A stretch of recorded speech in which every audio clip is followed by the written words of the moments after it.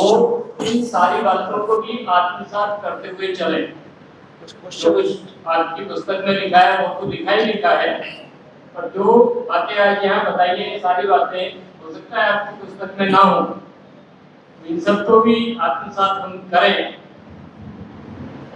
इतने विचारशील पुरुष और इतने विद्वान हमारे बीच में पधारे हैं, मैं पुनः आप सबका हार्दिक आभार व्यक्त करता हूँ। जो भी गणमान्य नगर के लोग यहाँ उपस्थित हुए हैं, उन सबका भी मैं हार्दिक। मैं तो कुछ प्रश्न हो, किसी बच्चे प्रश्न कुछ हो, किसी बच्चे का कोई प्रश्न है या किसी भी नागरिक का भी कोई प्रश्न है संविधान के संबंध में, तो उठ करके प्रश्न कर सकते हैं। भाई साहब यही है, आपके प्रश्न का आपके मन के अंदर कोई शंका है? हाँ, एक भैया का हाथ पीछे उठा है, एक आगे उठा है। आइए मंच पर आइए और अपना प्रश्न बोलिए। आइए विचार करें आप।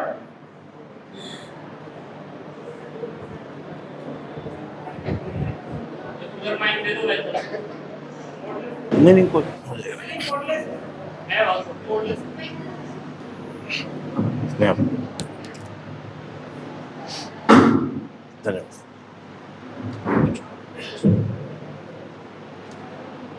हाँ, थैंक यू। आपने मुझसे मतलब हम सबसे पूछा कि हम सवाल पूछ सकते हैं जो हमारे मन में है। और सेकंड ये कि आफ्टर इंडिपेंडेंस हम सबको मतलब हमें समानता का भी अधिकार मिला, और सब चीज़ अब जो चल रही है वो सबके लिए समान है, हर कोई पढ़ सकता है, हर एक को बराबर एजुकेशन लेने का मौका मिलता है। तो हमारे संविधान में या फिर देखा जाता है जो लोग सिविल सर्विस में जाते हैं तो उन्हें आरक्षण मिलता है। Is it important? मतलब आरक्षण का विषय है। हाँ। ठीक, बहुत बढ़िया। मैं भी बता दूँ, आप प्रश्न जो संविधान में रेट्स है वो समझा दो। जो रेट्स हैं संविधान के अंदर। अच्छा, रेट्स, हाँ, जो 5 रेट्स हैं उनके बारे में।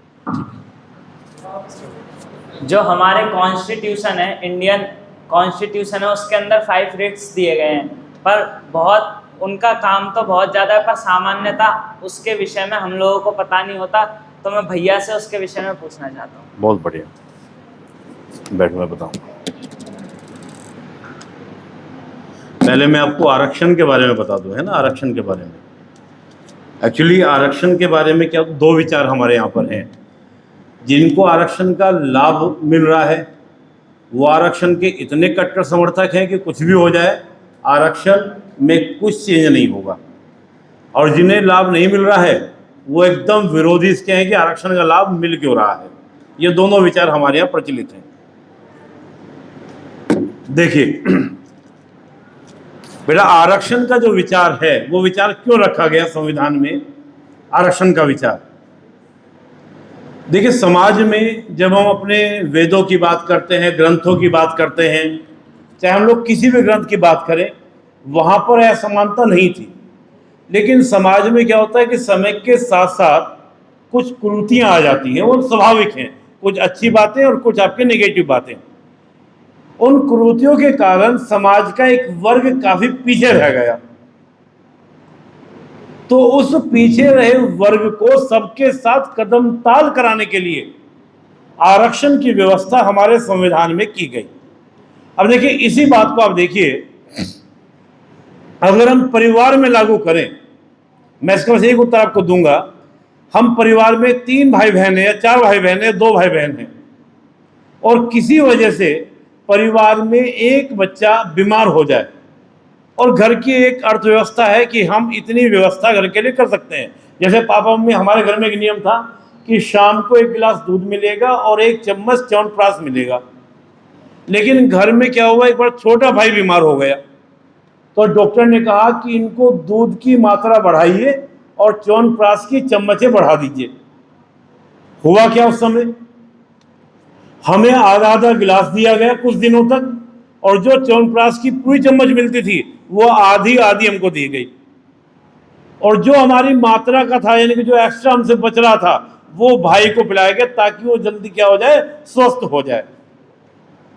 और अगर ऐसा भाव नहीं हमारे अंदर से परिवार में, हमने कहा कोई दिक्कत नहीं, क्योंकि भाई को स्वस्थ करना है, तब तो हमारे मन में ये विचार नहीं आया कि आप गलत कर रहे हैं, हमारे हिस्से का दूध उसको क्यों दे रहे हैं, क्योंकि परिवार का भाव था, क्योंकि ये पता था कि कल को विपत्ति अगर भाई पर आई है तो कल को विपत्ति मेरे ऊपर भी आ सकती है, बीमार तो मैं भी पड़ सकता हूं, उस समय भाई अपने हिस्से का मुझे देगा। तो इसीलिए हमारे संविधान में कहा भी गया बंधुत्व, क्या कहा गया, बंधुत्व, कि जब हम भाईचारे का विचार रखें कि स्वतंत्रता, समानता, न्याय और बंधुत्व की न्याय को उपलब्ध कराने के लिए कई बार भाईचारे के विचार में हमको जो अपेक्षित है, यानी कि जिनके साथ असमानता हुई है, तो उनको समान लाने के लिए कुछ असमान व्यवहार करना पड़ेगा, उसी का नाम आरक्षण है। कई बार लोग ये भी कहते हैं कि सर योग्यता आधारित होना चाहिए।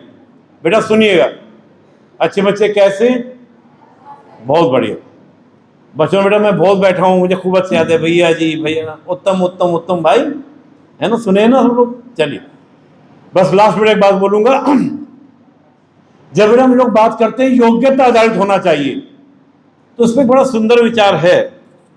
योग्यता आती कहां से है? रविन्द्रनाथ टैगोर जी का आपने नाम सुना होगा, विनोबा भावे जी का नाम सुना होगा, बहुत सारे विचारकों ने बात कही कि देखिए योग्यता जो आती है वो दो चीजों से आती है। एक तो जेनेटिक, एक कहावत आपने सुनी होगी बचपन से कि पूत के पांव पालने में दिख जाते हैं, सुना है कभी नहीं? ये अक्सर से गांव या आपने सुना होगा।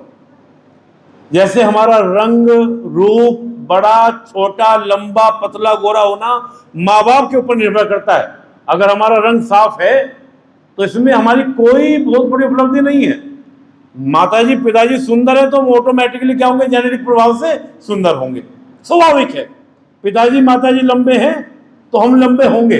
अगर हमारा छोटा कद है, पिताजी माताजी लंबे नहीं है, तो हम कितना भी लटक लें बंदर की भांति पेड़ों पर, कुछ प्रभाव पड़ने वाला नहीं है। कितना लटक लीजिए, कितने इंजेक्शन ले लीजिए, नहीं होने वाले, खली बनने वाले नहीं है।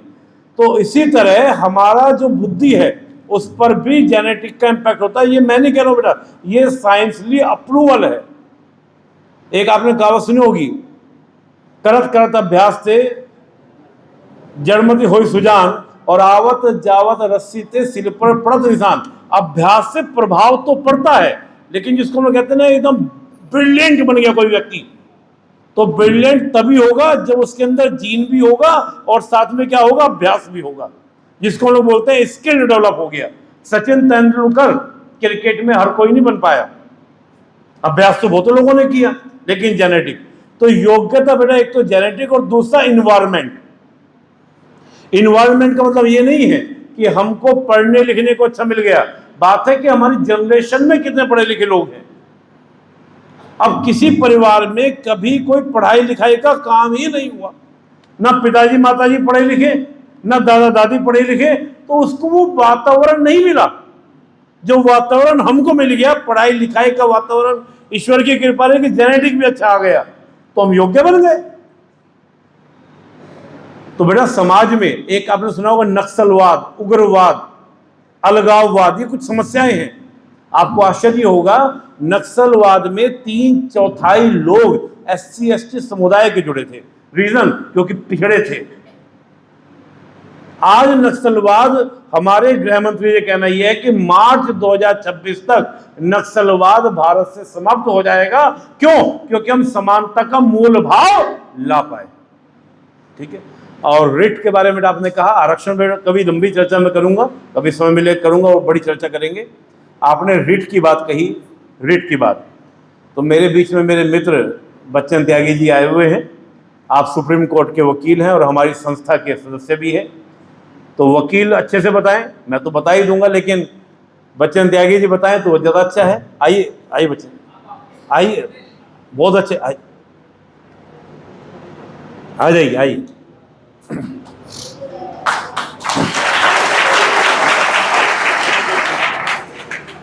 आप हमारी संस्था के बहुत कर्मठ सर्व भारत मंच के कार्यकर्ता हैं और अक्सर विषय रखते हैं।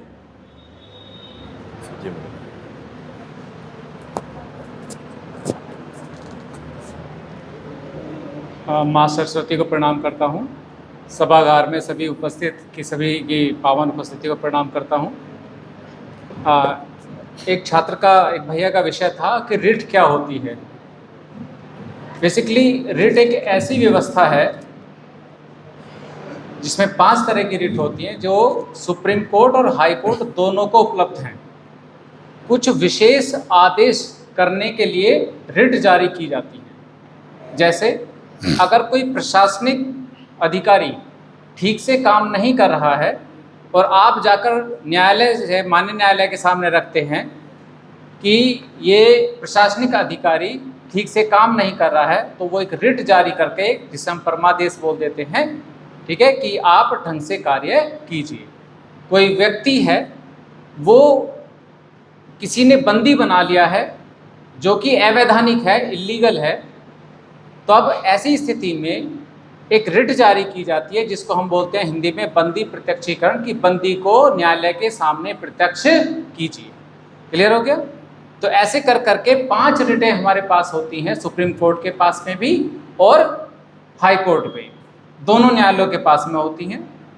जबकि न्यायालय के शक्तियों के बारे में हम बात करें तो हम ये देखते हैं कि हाई कोर्ट के पास में, यानी माननीय उच्च न्यायालय के पास में थोड़ी पावर अधिक होती है।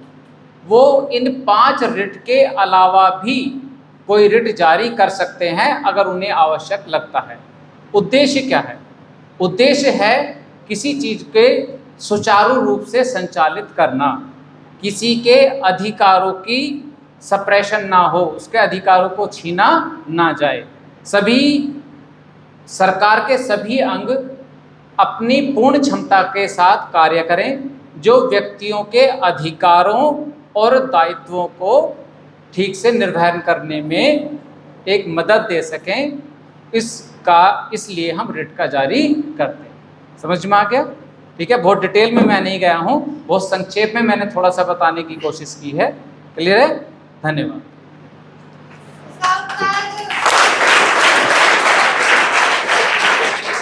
हाँ, कुछ दिन पहले क्या हुआ कि अभी महामहिम जी को राष्ट्रपति, जो अभी नए न्यायाधीश जी आए हैं माननीय, उससे पहले किसी केस में उन्होंने राष्ट्रपति जी को कोई स्पष्टीकरण शायद देने के लिए कहा था, मैं ठीक से ध्यान नहीं कर पा रहा। राष्ट्रपति राज्यपाल दोनों। हाँ, तो हुआ ये किसी केस का था वो मामला, और सर्वोच्च न्यायालय के जो पूर्व न्यायाधीश थे उन्होंने वो उसमें स्पष्टीकरण शायद मांग करके वो तो जारी करके चले गए। अब नए वाले आए, तो जब तक वो नए वाले आए वो खैर वो विषय बाद का है, लेकिन क्या किसी ऐसी स्थिति में ऐसा हो सकता है कि राष्ट्रपति जी से भी सर्वोच्च न्यायालय किसी मामले में ऊपर हो जाए या उनको किसी प्रकार का आदेश जारी कर सकता है? देखिए, जो आपके अध्यापक हैं, आप अध्यापक, जो भी आपके आचार्य जी ने जो प्रश्न किया, ये प्रश्न क्या था, मामला क्या था, मैं थोड़ा सा वो बताऊंगा, आपको बड़ा अच्छा लगेगा जानने में। और अभी जैसे मेरे मित्र बच्चन सर ने बताया आपको रिट के बारे में, एक हल्की सी टिप्पणी मैं आपको कर दूंगा रिट के बारे में। देखिए क्या था कि हमारे संविधान में हमको अधिकार दिए गए हैं जिसको हम लोग बोलते हैं मौलिक अधिकार। तो अम्बेडकर जी ने कहा था कि कल को आने वाली सरकारें ऐसी हो सकती हैं जो हमारे अधिकार को, और जिसमें 2 मुख्य अधिकार हैं, अच्छे बच्चे कैसे, हाँ, तो जो हमारे मौलिक अधिकार हैं वो हमसे क्या कर सकती है, छीन सकती है। ऐसा हुआ जब इंदिरा गांधी जी ने आपातकाल लगाया तो हमारा जीने का अधिकार, जो सबसे मूल अधिकार है, वो तक हमसे छीन लिया था। और बड़ा फेमस केस था एडीएम जबलपुर केस, मतलब जीने तक का अधिकार हमको नहीं है। तो उस संदर्भ में हमारे संविधान के अनुच्छेद 32 और 226 जो सर ने जिक्र किया अभी आपको, उसमें रिट का प्रावधान दिया गया और न्यायपालिका को डंडा दिया गया, और वो 5 प्रकार के डंडे जिसको हम रिट बोल रहे हैं। तो न्यायपालिका उन डंडों के माध्यम से सरकार से हमारे अधिकारों की रक्षा करती है, ये रिट का प्रावधान है। अभी जैसे आचार्य जी ने कहा, देखिए बेटा क्या होता है, हर देश का एक मुखिया होता है। जैसे हमारा मुखिया कौन है, राष्ट्रपति। ब्रिटेन का मुखिया कौन है, राजा। अमेरिका में आपने सुना होगा अमेरिका के राष्ट्रपति डोनाल्ड ट्रंप, वो वहां के क्या है, हेड ऑफ स्टेट, राज्य का मुखिया। राज्य के मुखिया के सिग्नेचर से ही तमाम तरह के कानून बनते हैं। जैसे हमारे यहाँ संसद है तो लोकसभा, राज्यसभा कोई बिल पास करेगी, बिल यानी कि कानून पास करेगी, तो उस पर अंत में सिग्नेचर किसके होंगे? राष्ट्रपति के होंगे। ऐसी जो हमारे राज्यों में विधानसभा है वो कोई बिल पास करेगी राज्य के संदर्भ में, जैसा आप उत्तर प्रदेश के निवासी हैं तो उत्तर प्रदेश की विधानसभा कहां पर है आपकी? लखनऊ में। तो वो कोई बिल पास करेगी, बिल पास करने के बाद राज्य के मुखिया अर्थात गवर्नर साहब के पास जाएगा। कौन है हमारी गवर्नर साहब? श्रीमती आनंदीबाई पटेल जी हैं, उनके पास जाएगा। वो उस पर क्या करेंगी? सिग्नेचर करेंगी, साइन करेंगी, तब वो क्या लेगा? कानून का रूप लेगा। हुआ ये कि एक राज्य, दक्षिण का राज्य, में नाम नहीं लूंगा उनका, ना सरकार का नाम लूंगा, उन्होंने बहुत सारे बिल, उनके विधानसभा ने, जो स्टेट की लेजिस्लेटिव असेंबली है, बिल पास किया और राज्यपाल के पास भेजा। राज्यपाल ने कहा कि मैं इस पर साइन नहीं करूंगा, सिग्नेचर नहीं करूंगा, क्योंकि कहीं ना कहीं हमारे जो केंद्र राज्य संबंध हैं, क्योंकि हमारे यहां दो सरकारें हैं बेटा, एक तो सेंट्रल गवर्नमेंट मोदी जी और एक आपका राज्य सरकार योगी जी। ऐसे हर राज्य में अलग अलग आपको मुख्यमंत्री, जैसे बिहार में नीतीश कुमार जी, क्लियर, अलग अलग राज्य में। तो मैं साइन नहीं करूंगा।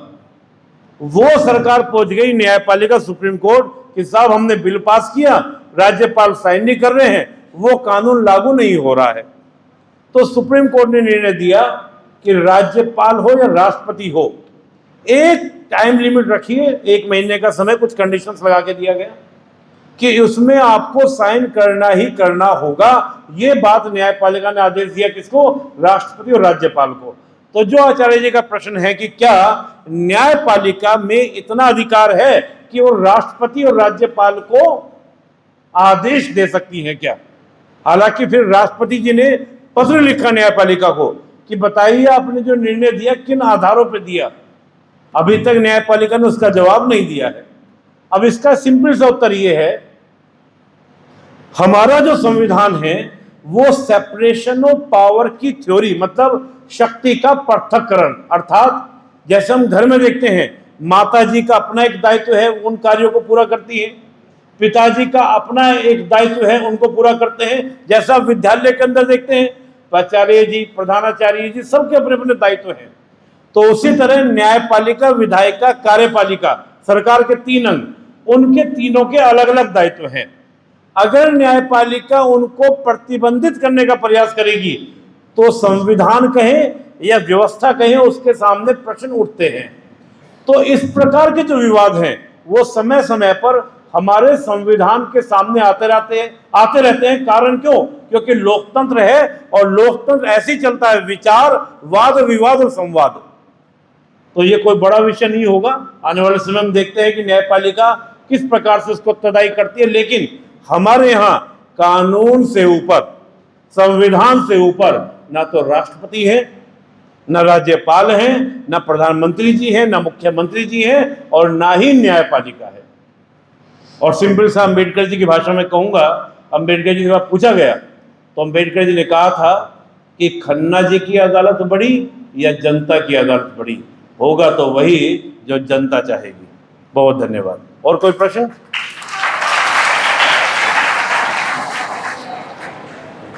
प्रस्तावना में जो शब्द बदले गए हैं उनका एक बार पुनः उल्लेख करो। जी, आई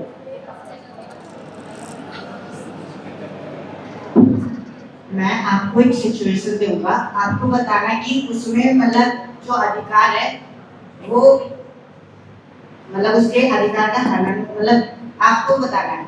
एक बच्चा है, वो विद्यालय से आगे आगे अपने घर को जाए, वहीं से पिताश्री अपनी दुकान से आए हैं और बोला बेटा आज मेरे जितने भी कारीगर थे वो चले गए, आज से तू मेरे साथ दुकान पे काम करवाएगा।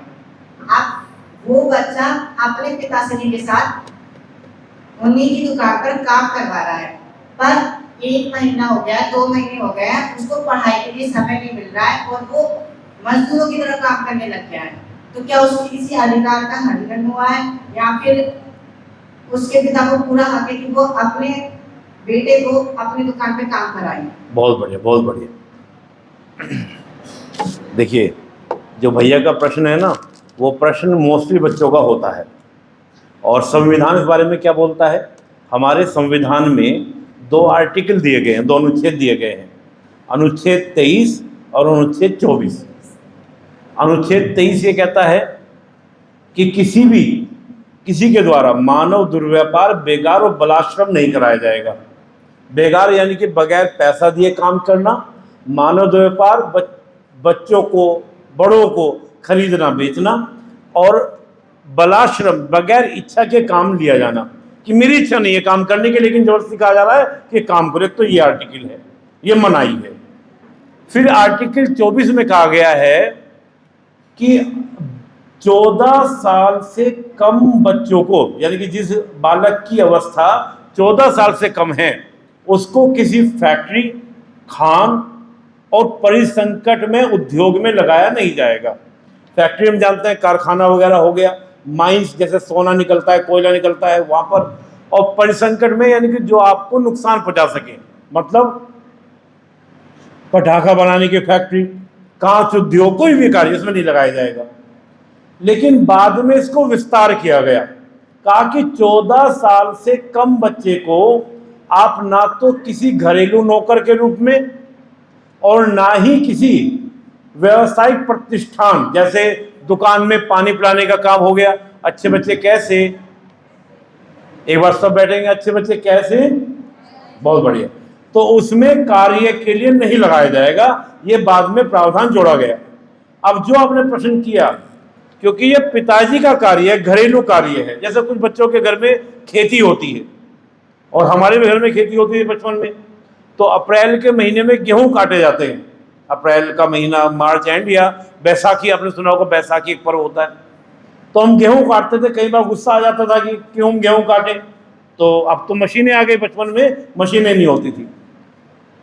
तो संविधान इस संदर्भ में ये कहता है कि अगर कोई पारिवारिक कार्य है तो पारिवारिक कार्य के संदर्भ में आपको घरेलू नौकर के रूप में कंसीडर नहीं किया जाएगा, उसमें आप परिवार का सहयोग करेंगे, कर सकते हैं। एक तो ये, लेकिन वहीं एक आर्टिकल और दिया गया संविधान में, जो आर्टिकल है आपका आर्टिकल 21A, जिसमें शिक्षा का अधिकार दिया गया, राइट टू एजुकेशन। वो ये कहता है कि 6 से 14 वर्ष के बच्चे को राज्य अनिवार्य शिक्षा देगा, जिसमें राज्य की जिम्मेदारी होगी कि अगर किसी बच्चे को शिक्षा नहीं मिल पा रही तो उसके लिए व्यवस्था करना। और वही 11वां मौलिक कर्तव्य वो अभिभावकों के लिए है कि गार्जियंस की जिम्मेदारी होगी कि बच्चे को 14 वर्ष तक किसी काम में लगाए बगैर उनसे क्या कराया जाए, उनको शिक्षा दी जाए। तो यहां पर बेटा राज्य की भी जिम्मेदारी है कि आपको शिक्षा उपलब्ध कराई जाए, गार्जियंस की भी जिम्मेदारी है। हालांकि गार्जियंस के लिए सजा का प्रावधान नहीं है अगर वो घरेलू कार्य है, क्योंकि पापा का व्यवसायिक प्रतिष्ठान, लेकिन यहाँ पर राज्य की लोकल एडमिनिस्ट्रेशन की जिम्मेदारी दी गई है कि अगर कोई बच्चा किसी वजह से, भाई परिवार की मान लीजिए आर्थिक स्थिति, माली स्थिति अच्छी नहीं है, पिताजी बीमार रहते हैं, 12 साल का बच्चा कोई है, तो घर का कोई कार्य कर रहा है तो वो करेगा, मजबूरी है उसकी। तो यहाँ प्रशासन की जिम्मेदारी है, स्कूल जो आसपास सरकारी स्कूल हैं उनके प्रधानाचार्य की जिम्मेदारी है, ये बोला गया है कि आप उस बच्चे की समस्या का समाधान करें और उसको शिक्षा उपलब्ध कराएं। क्यों? पढ़ेगा इंडिया तभी तो बढ़ेगा इंडिया। बेटा गरीब बच्चे के पास में, देखिए अमीर के पास में पैसा कैपिटल है, वो उससे बन जाएगा पूंजीपति, पैसे वाला, अच्छा जीवन जी लेगा, लेकिन गरीब के पास एक ही चीज है, शिक्षा। अम्बेडकर जी कहा करते थे कि शिक्षा वो शेरनी का दूध है, जो पिएगा वो दहाड़ेगा। अपने जीवन को आप बेहतर तभी कर सकते हैं जब आप पढ़ेंगे और बढ़ेंगे। अभी सर ने मुझे प्रधानाचार्य जी ने एक प्रश्न रखा, जब हम प्रस्तावना की बात करते हैं तो 42वां संविधान संशोधन जब हमारे यहाँ पर हुआ तो मूलतः हमारे 3 शब्दों को जोड़ा गया। पहला पंथ निरपेक्ष, दूसरा समाजवाद और तीसरा अखंडता। अखंडता को लेकर कोई विवाद नहीं है, क्योंकि पहले से संविधान में एकता, प्रस्तावना में एकता शब्द का उल्लेख था, एकता के साथ अखंडता शब्द और जोड़ दिया गया। एकता और अखंडता में इतना ही अंतर है कि एकता ये भाव को कहती है कि हम एक हैं, मतलब कश्मीर से लेकर कन्याकुमारी तक और गुजरात से लेकर अरुणाचल प्रदेश तक हमारी पहली आइडेंटिटी, ना धर्म, ना मूलवंश, ना जाति, ना वर्ग, ना क्षेत्र, केवल एक ही हमारी पहचान, वो पहचान क्या है? हम एक हैं, और एक का भाव क्या? हम भारतीय हैं। इस भारतीयता के विचार को लेते हुए हमारे यहाँ एकल नागरिकता का कॉन्सेप्ट, आधार कार्ड हो, वोटर आईडी हो, लाइसेंस हो, कुछ भी हो, सब एक ही बनते हैं। वो बनते हैं किसके? भारत सरकार के नाम से। तो आवाज दो, हम एक हैं। ठीक है, इस बात पर डंबा देखें। जब अखंडता की बात करते हैं तो एक केवल भावनात्मक रूप से नहीं, हमारे यहाँ कोई भी अलगाववादी मूवमेंट भौगोलिक रूप से कोई तोड़ने की बात हमारे यहाँ पर नहीं होगी, जैसे खालिस्तान मूवमेंट नहीं होगा। कश्मीर ये नहीं कहेगा कि हम अलग हैं, हम एक हैं, वो भौगोलिक रूप से यूनिटी की बात होगी। और अगला शब्द पंथनिरपेक्ष, जो मैंने पूरा व्याख्यान दिया कि सर्वधर्म समभाव का विचार, मैं मूलतः पंथनिरपेक्ष शब्द के समर्थन में नहीं हूं बेसिकली। कारण इसका यही है क्योंकि हमारी संस्कृति में उससे भी अच्छी व्यवस्था है, हमारे संविधान में उससे भी अच्छी व्यवस्था है कि धर्म का विरोध नहीं, बर्दाश्त नहीं, बल्कि सब धर्मों के साथ प्रेम का भाव है। सब धर्म एक साथ चल सकते हैं, जो स्वामी विवेकानंद जी ने कहा था। और अंत में एक शब्द है समाजवाद। समाजवाद का मूल भाव यह है कि समानता होनी चाहिए, इतनी अमीरी गरीबी ना हो कि एक व्यक्ति 10,000 करोड़ के मकान में रह रहा है और एक व्यक्ति को सर ढकने के लिए क्या नहीं है? छत नहीं है। उसके लिए हमारे यहां पर लोक कल्याणकारी राज्य का विचार लिया गया। मैं तो अक्सर बोलता भी हूं कि भारत में जन्म से लेकर मृत्यु तक की जिम्मेदारी राज्य की है। बच्चा सरकारी हॉस्पिटल में पैदा हुआ, वहां पूरी सुरक्षा यानी कि सुविधा मां को, बच्चे को हॉस्पिटल के द्वारा दी जाती है। इवन बच्चे के 6 महीने तक के भोजन, आगे भी राशन, आज भी आप देखें 80 करोड़ लोगों को निःशुल्क राशन जो है वो सरकार के द्वारा दिया जा रहा है। निःशुल्क शिक्षा का प्रावधान हमारे यहाँ पर है। तो ये भारतीय समाजवाद का ही एक मूल्य है। लेकिन एक और कल्चर यहाँ पे चल गया, फ्री, बिजली फ्री, पानी फ्री, वाईफाई फ्री, बस फ्री, ट्रेन फ्री। उसके ऊपर क्वेश्चन उठ रहा है कि कितना फ्री की भी एक सीमा होनी चाहिए। मूलभूत आवश्यकता रोटी, कपड़ा, मकान, शिक्षा और स्वास्थ्य है।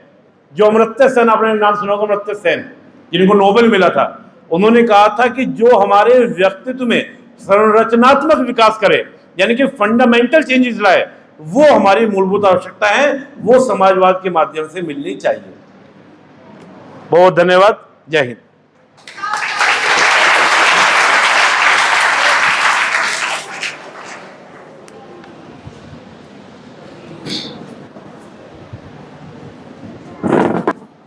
कोई और प्रश्न किसी का है?